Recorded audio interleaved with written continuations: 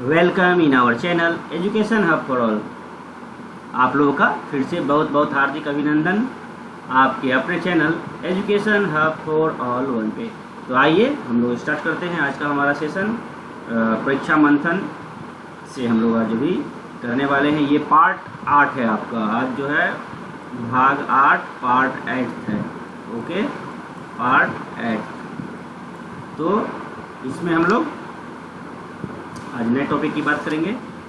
तो हमारा आज का नया टॉपिक है नमक वफादारी आत्मनिर्भरता का प्रतीक, और दूसरा भारत चीन का जो अभी है मुद्दा वो, और उत्तराखंड के बारे में जो अभी भारत चीन से सेनाओं की वापसी पर समझौता हुई है उसकी बात करेंगे। उसके बाद उत्तराखंड आपदा जो मानवीय त्रासदी हुई है उसके बारे में भी हम लोग देखेंगे क्या है कैसे है। तो क्लास स्टार्ट करने से पहले जो भी नए हैं हमारे छात्र छात्राएँ जल्द से जल्द सब्सक्राइब कर लें, बेल आइकन को प्रेस कर ऑल पे क्लिक कर दें, क्योंकि यह बुक अपने आप में एक रामबाण है, क्योंकि इसके अलावा कोई विकल्प नहीं है। तो इसे करना ही है, अच्छे से करें। आप लाइक करते हैं नहीं करते हैं, वीडियो शेयर करते हैं या नहीं करते, कम से कम अपने टाइम का यूज कीजिए। वीडियो को शुरू से लास्ट तक देखिए। मैं आप ही के लिए मेहनत करता हूँ। आप लाइक नहीं करते हैं कोई बात नहीं, नहीं करें, लेकिन वीडियो को लास्ट तक देखें। चलिए तो स्टार्ट करते हैं आज का हमारा पहला टॉपिक, नमक वफादारी आत्मनिर्भरता भारत का प्रतीक। मार्च 2021 में, कब तो मार्च 2021 में प्रधानमंत्री नरेंद्र मोदी ने गुजरात में साबरमती आश्रम से आज़ादी का अमृत महोत्सव अभियान की शुरुआत करते हुए, याद रखिएगा यहाँ पे पॉइंट है आंसर, आज़ादी का अमृत महोत्सव अभियान, आज़ादी का अमृत महोत्सव अभियान मार्च 2021 में किसने अभियान शुरू की? तो प्रधानमंत्री नरेंद्र मोदी ने। कब? तो 8 मार्च 2021। कहाँ से? तो गुजरात में साबरमती आश्रम से आज़ादी का अमृत महोत्सव अभियान शुरुआत करते हुए नमक के अर्थ की व्याख्या की है। इसके अतिरिक्त प्रधानमंत्री द्वारा ऐतिहासिक दांडी कूच की 21वीं वर्षगांठ, याद रखिएगा, अभी जो दांडी कूच का जो वर्षगांठ हुआ है, क्या दांडी का जो केवी वर्षगांठ है, तो 91वीं वर्षगांठ है। ठीक है, वर्षगांठ पर ये पेज नंबर 15 है, ये भी देख ले। वर्षगांठ पर साबरमती आश्रम से 81 पदयात्रियों को दांडी के लिए रवाना किया गया।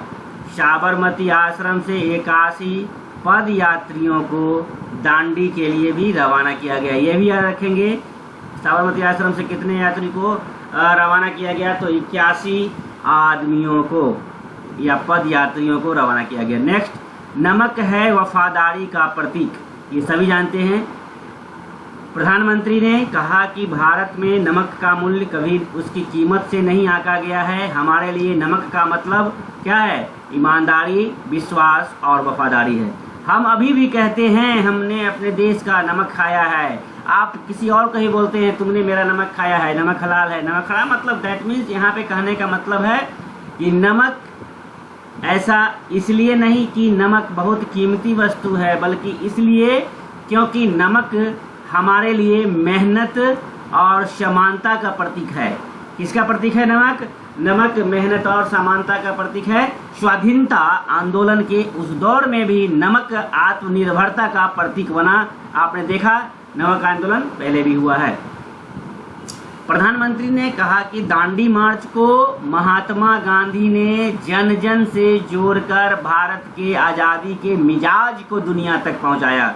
सही बात है कि गांधी जी ने सभी लोगों को इससे जोड़कर आज़ादी का एक बिगुल फूंका और मिजाज बनाया और इसे दुनिया तक पहुंचा दिया था। दांडी कूच में भारत के स्वभाव व संस्कार का समावेश था। हमें भारत की महान लोकतांत्रिक परंपरा पर गर्व है। आज भारत की प्रतिभा की गूंज पूरी दुनिया में सुनाई दे रही है। ज्ञान विज्ञान के क्षेत्र में हम मंगल और चांद तक पहुंच गए हैं। प्रधानमंत्री ने कहा कि 1857 की क्रांति के वीर सेनानी मंगल पांडे और तात्या टोपे स्वतंत्रता संग्राम सेनानी महात्मा गांधी, सरदार पटेल, पंडित जवाहरलाल नेहरू, सुभाष चंद्र बोस, भीमराव अम्बेडकर, मौलाना अबुल कलाम आज़ाद, खान अब्दुल गफ्फार खान, चंद्रशेखर आज़ाद, भगत सिंह, अशफाक उल्लाह खान सहित हजारों आदिवासियों, दलितों, महिलाओं एवं युवाओं ने जो सपना देखा था उसे पूरा करने का आज यह संकल्प है। तो चलिए इस पॉइंट के साथ हम लोग अगले पॉइंट पे चलते हैं। वीडियो को फिर से मैं बोल रहा हूँ, लास्ट तक देखें, पॉइंट देखें, एक एक पॉइंट को नोट करें। आंसर क्वेश्चंस कहीं से भी पूछा जा सकता है। चलिए अब चलते हैं हम लोग। नेक्स्ट पॉइंट है हमारा भारत चीन सेनाओं की वापसी पर समझौता, agreement on withdrawal of Indian China forces. तो अब बात करें तो अप्रैल 2021 में चीन की पीपुल्स लिबरेशन आर्मी PLA ने पश्चिमी थिएटर कमांड में 17,000 फीट ऊंचाई पर एडवांस रॉकेट लॉन्चर के साथ तोपों की ब्रिगेड तैनात की। ठीक है, गौरतलब है कि चीन का पश्चिमी theatre command, western theatre command Bharat की सीमा से लगता है। मैंने पश्चिमी क्षेत्र कमांड जो है वो किसके सीमा से लगता है, तो हमारे भारत की सीमा से लगता है। चीन के आधिकारिक समाचार पत्र PLA, people's liberation army, PLL से में इससे संबंधित खबर प्रकाशित की गई, जिसमें अवस्थिति की जानकारी नहीं दी गई थी। गौरतलब है कि 11वें दौर की बातचीत अप्रैल 2021 में 13 घंटे चली थी। ठीक है, जो बेनतीजा रही थी। इस बातचीत में हॉट स्प्रिंग, गोगरा एवं 900 वर्ग किलोमीटर के देपसांग क्षेत्र पर बात हुई थी। अब बात करते हैं इसकी पृष्ठभूमि की। तो पृष्ठभूमि, इससे पूर्व फरवरी 2021 में भारत एवं चीन के बीच पैगोंग झील को लेकर समझौता हो गया था। कब? तो फरवरी 2021 में पैगोंग झील को लेकर समझौता हो गया था, लेकिन दोनों देशों के बीच हुए समझौते में अप्रैल 2020 की स्थिति में वापस लौटने संबंधी प्रतिबद्धता व्यक्त की गई। पैगोंग से सैनिकों की वापसी हुई। दोनों देशों द्वारा सेनाओं के हटाने की प्रक्रिया को शुरू हो चुकी है। यह प्रक्रिया तब तक चलती रहेगी जब तक अप्रैल 2020 की स्थिति कायम नहीं हो जाती है। पीछे हटने की प्रक्रिया, पैगोंग की उत्तरी किनारे से चीन अपने सैनिकों को फिगर 8 के पूर्व में ले जाएगा। भारत सैनिकों को अपने अस्थायी बेस धन सिंह थापा चौकी, जो फिगर 3 के पास है, पर तो आएगा। दोनों पक्ष दक्षिणी किनारे से भी सैनिकों को लौटाएंगे। सहमत हुए हैं कि फिगर 3 और फिगर 8 के बीच का क्षेत्र अस्थायी पेट्रोलिंग क्षेत्र बनाया जाएगा।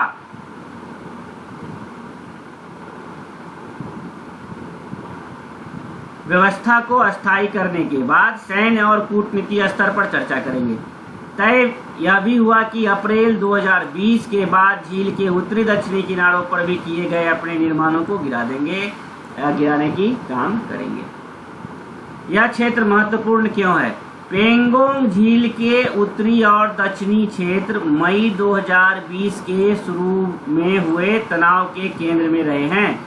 यही वह इलाका है जहां चीन के सैनिक मुगालते में भारतीय सीमा में 8 किलोमीटर भीतर तक चले आए। याद रखिएगा, पैगोंग झील ही वो जगह है जहां पे वो लोग 8 किलोमीटर तक भीतर चले आए थे। चीन ने फिगर 3 और फिगर 4 की रीज लाइन पर अपने सैनिकों का जमावड़ा कर दिया, जबकि भारत का कहना है कि LAC फिगर 8 से होकर गुजरती है। गौरतलब है कि अगस्त 2020 में दक्षिणी किनारे पर भारत की सेना सामरिक दृष्टि से महत्वपूर्ण क्षेत्र पर काबिज हो गई थी, जिसने चीन को आश्चर्यचकित कर दिया था। अड़चने क्या है, इसमें क्या प्रॉब्लम है? तो प्रॉब्लम क्या है, पहले तो यही है कि दोनों पक्षों के बीच विश्वास की कमी है। क्लियर सी बात है, जाहिर सी बात है कि क्या है, दोनों पक्षों में विश्वास की कमी है, ना ही मंशा स्पष्ट है। क्या क्लियर है, किसी को अभी तक पता नहीं है। जरूरी है कि सैनिक पीछे हटे। अस्थायी रूप से अपने पुराने बेस पर लौट जाएं। अभी सैनिक साजो सामान के साथ इन क्षेत्रों में डटे हुए हैं। तनाव बढ़ने के साथ ही दोनों पक्षों के अस्थायी ढांचे भी बना लिए थे। पेंगोंग झील एवं विवाद क्या है? पेंगोंग सो झील को कई फिंगर्स के रूप में विभाजित किया गया है। इस क्षेत्र में भारत और चीन के बीच 8 फिंगर्स को लेकर विवाद की स्थिति थी। जो भारत के पक्ष की बात करें तो भारत का दावा है कि LAC फिंगर 8 से गुजरती है और इसी स्थान पर चीन की अंतिम सेना चौकी है।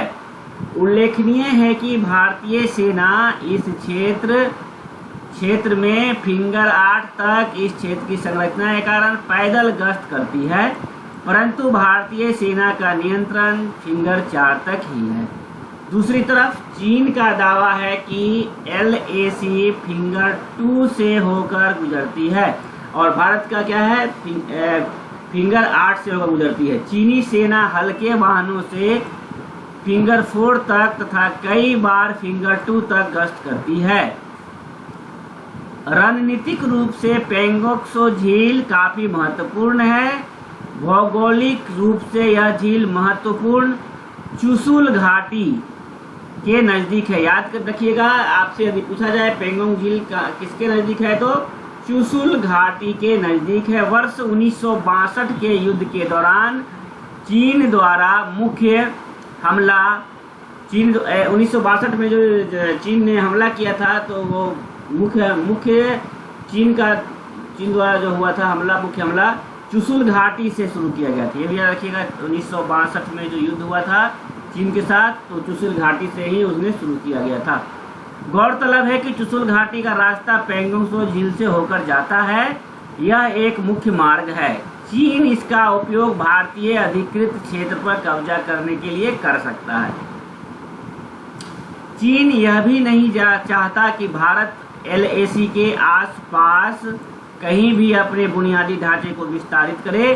चीन को डर है कि इससे ऑक्साई चीन और लहासा कासगर राजमार्ग पर उसके अधिकार के लिए संकट पैदा हो सकता है। तो मेन मुद्दा यही है जो दोनों में विवाद होते रहती है। तो आइए अब बात करें हम, ये भी सेकेंड पॉइंट भी अब कंप्लीट हो गया। तो फिर से मैं कहूँगा कि वीडियो को लास्ट तक देखें। लास्ट तक देखेंगे तो सारी चीज़ें समझ में आएगी। चलिए तो स्टार्ट करते हैं हमारा तीसरा पॉइंट। तीसरा पॉइंट क्या है आपका?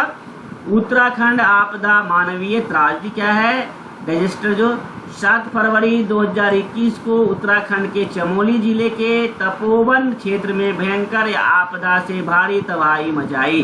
तो याद रखेंगे 7 फरवरी 2021 को उत्तराखंड के कहाँ तो चमोली जिले के तपोवन क्षेत्र में, ठीक है, चमोली जिले के तपोवन क्षेत्र में भारी तबाही मचाई आपदा ने। इस घटना में करीब 200 लोग लापता हैं जबकि 32 शव बरामद किए जा चुके हैं। इसी घटना को लेकर Wadia institute of Himalayan geology के वैज्ञानिकों का प्रारंभिक आकलन है कि उत्तराखंड में आकस्मिक बाढ़, फ्लैश फ्लड, झूलते ग्लेशियर, हैंगिंग ग्लेशियर के ढह जाने की वजह से आई। इसके अतिरिक्त वैज्ञानिकों की एक टीम भी मान रही है कि उत्तराखंड आपदा का एक बड़ा कारण क्या है? एवलांच है, क्या है? हिमस्खलन है। हिमस्खलन भी हो सकता है।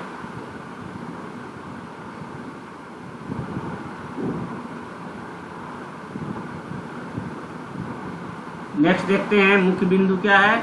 उल्लेखनीय है कि यह घटना ऋषि गंगा, याद रखिएगा कहाँ तो ऋषि गंगा नदी में नंदा देवी ग्लेशियर के एक हिस्से के गिरने से हुई है। कहाँ से कैसे हुई है तो यह घटना ऋषि गंगा नदी में नंदा देवी ग्लेशियर के, इस ग्लेशियर के नंदा देवी ग्लेशियर के एक हिस्से के गिरने से हुई है, जिससे पानी की मात्रा में अचानक वृद्धि हो गई। गौरतलब है कि ऋषि गंगा रैनी के पास धौली गंगा से मिलती है। इसी कारण से धौली गंगा में भी बाढ़ आ गई। अब बात करें प्रभावित परियोजना, तो गंगा ऋषि गंगा पावर प्रोजेक्ट, नंदा देवी पर्वत कहाँ पे है, ऋषि गंगा पावर प्रोजेक्ट। नंदा देवी पर्वत उत्तराखंड के चमोली में है। इसके नज़दीक ही ऋषि गंगा नदी है जो धौली गंगा से मिल रही है। इसको तपोवन रैनी क्षेत्र भी कहा जाता है। यहीं अलकनंदा नदी के ऊपरी धारा पर Rishi Ganga hydro power project बना है। ये प्रोजेक्ट करीब 130 मेगावाट का है। ये भी याद रखेंगे। नंदा देवी ग्लेशियर का हिस्सा टूटने से आई बाढ़ का सबसे पहले असर इसी प्रोजेक्ट पे हुआ। गौरतलब है कि ऋषि गंगा प्रोजेक्ट के साथ ही तपोवन 520 मेगावाट, पीपल कोटी और विष्णु प्रयाग 400 मेगावाट प्रोजेक्ट को भी नुकसान पहुंचाने की आशंका जताई रही है। फ्लैश फ्लड क्या है ये भी जानना जरूरी है। फ्लैश फ्लड आगे वर्ड आया था हम लोग जो अभी देखे पीछे। तो फ्लैश फ्लड क्या है, यह घटना बारिश के दौरान या उसके बाद जल स्तर में अचानक वृद्धि को संदर्भित करती है। यह बहुत ही उच्च स्थानों पर छोटी अवधि में घटित होने वाली घटना है। आमतौर पर वर्षा और फ्लैश फ्लड के बीच 6 घंटे से कम का अंतर होता है। वर्षा और फ्लैश फ्लड के बीच जो है 6 घंटे से कम का अंतर होता है। ओके, नेक्स्ट देखते हैं हम लोग क्या है। फ्लैश फ्लड खराब जल निकासी। फ्लैश फ्लड खराब जल निकासी लाइनों या पानी के प्राकृतिक प्रभाव को बाधित करने वाले अतिक्रमण के कारण भयानक हो जाती है। त्रासदी के क्या कारण, उत्तराखंड त्रासदी के कई कारण हो सकते हैं। मुख्य कारण के रूप में देखा जाए तो जलवायु परिवर्तन ही मुख्य कारण है, जबकि जलवायु परिवर्तन के फलस्वरूप तात्कालिक कारणों को आगे दिया गया है। क्या है, तो ग्लेशियर विशाल आकार की क्या है, गतिशील बर्फ राशि होती है जो अपने भार के कारण पर्वतीय ढालों का अनुसरण करते हुए नीचे की ओर प्रवाहित होते हैं। ये आम तौर पर बर्फ के मैदानों के रूप में देखे जाते हैं। किसके मैदानों के रूप में, तो बर्फ के मैदानों के रूप में देखे जाते हैं। उल्लेखनीय है कि ग्लेशियर की हिमालयी नदियों के स्रोत भी हैं एवं ये मीठे पानी के सबसे बड़े बेसिन। ओके, ये क्या है, हिमालय मीठे पानी के सबसे बड़े बेसिन भी हैं जो पृथ्वी की लगभग 10% भू सतह को कवर करते हैं। ग्लेशियर की स्थलाकृति और अवस्थिति के अनुसार, उसकी जो है स्थलाकृति और अवस्थिति के अनुसार इन्हें माउंटेन ग्लेशियर यानी अल्पाइन ग्लेशियर या महाद्वीपीय ग्लेशियर आइस शीट्स के रूप में वर्गीकृत किया जा सकता है। महाद्वीपीय ग्लेशियर की बात करें तो इसमें सभी दिशाओं में बाहर की ओर, जबकि माउंटेन ग्लेशियर में उच्च ऊंचाई से कम ऊंचाई की ओर गति करते हैं। ग्लेशियर झील क्या है, तो हिमालय के संदर्भ में यदि बात करें तो हिमालय में ग्लेशियरों के पीछे हटने से झील का निर्माण होता है। इन्हें अग्रहिम नदीय झील प्रोग्लेशियल लेक कहा जाता है जो तलछट और बड़े पत्थरों से बंधी होती है। तो इसे हम कहते हैं क्या, अग्रहिम नदीय झील। ओके, तो अब इसमें ग्लेशियर झील को हम लोगों ने देख लिया। अब इसमें बात करें एक आध पॉइंट और, तो बाढ़ क्या है, तो बाढ़ को भी समझ लेते हैं। जब अमुक झीलों पर बने बांध, आप जैसे भी देखते हैं अपने क्षेत्र में बांध अगर टूट जाती है तो उसकी पानी बहकर क्षेत्र में चला आता है, उसे क्या कहते हैं, अचानक बड़ी मात्रा में पानी का आ जाना, नदियों का पानी आके मिल जाता है अपने क्षेत्र में बांध तोड़ के, तो क्या कहते हैं उसे, कि बाढ़ का आना। तो जब अमुक झीलों पर या अमुक नदियों पे बांध टूटते हैं तो इनका पानी प्रभावित होकर अचानक बड़ी मात्रा में नज़दीक की नदियों में मिल जाता है। जिससे निचले क्षेत्रों में बाढ़ आ जाती है। अचानक हुए इस परिवर्तन को नहीं झेल पाने की स्थिति में इन घटनाओं को अच्छी खासी संख्या में जान माल को क्या पहुंचता है, नुकसान पहुंचता है। अब है कि जलवायु परिवर्तन का प्रभाव। तो जलवायु परिवर्तन का प्रभाव क्या हुआ, तो एक बात समझ लें, चमोली जिले के क्षेत्र में आपदा आई। वहां के 8 से अधिक ग्लेशियर, कितना, 8 से अधिक ग्लेशियर पिछले 37 साल में 26 वर्ग किलोमीटर पीछे खिसके हैं। ये ग्लेशियर हर साल 5 से 30 मीटर तक की रफ्तार से खिसक रहे हैं। इसको नोट कीजिएगा, ग्लेशियर जो है हर 5 साल से 30 मीटर तक की रफ्तार से खिसक रहे हैं। इसकी तरह उत्तराखंड के अन्य ग्लेशियरों की सेहत भी नासाज है, खराब है। इनके पीछे खिसकने की सालाना औसत दर 10 मीटर है। सबसे तेज 20 मीटर की दर से गंगोत्री ग्लेशियर पीछे खिसक रही है, जो कि चिंता की बात है। तो आप समझ लें कि सबसे तेजी से जो पीछे खिसक रही है वो है क्या, गंगोत्री ग्लेशियर पीछे खिसक रहा है 10 मीटर की दर से। गंभीरता यह है कि गंगोत्री के अलावा केदारनाथ त्रासदी का कारण बने चौड़ाबाड़ी ग्लेशियर समेत डुकरानी व दूनागिरी जैसे प्रमुख ग्लेशियर अपेक्षाकृत अधिक रफ्तार से पीछे खिसक रहा है। तो ये सब हम लोग थोड़ा सा और देखेंगे बाद में, ठीक है। अभी के लिए इतना ही। नेक्स्ट वीडियो आपका फिर आएगा, जो बचा हुआ था पुरस्कार और सम्मान का मंथन में जो हम लोग कर रहे थे, और नेक्स्ट अभी आपका जस्ट आएगा। तो चलिए, अगर अच्छा लगे आपको वीडियो तो लाइक ज़रूर कीजिए, क्योंकि 100 की मात्रा में आप लोग देखते हैं, लेकिन लाइक 1-2 होता है। चलिए, लाइक से क्या होता है, प्रोत्साहन मिलती है, आपका कुछ जाएगा नहीं इसमें। तो लाइक कीजिए, नहीं कीजिएगा फिर भी वीडियो को अंत तक देखें। चलिए, बाय बाय, टेक केयर, धन्यवाद। अच्छे से पढ़ें, स्वस्थ रहें, सेफ रहें।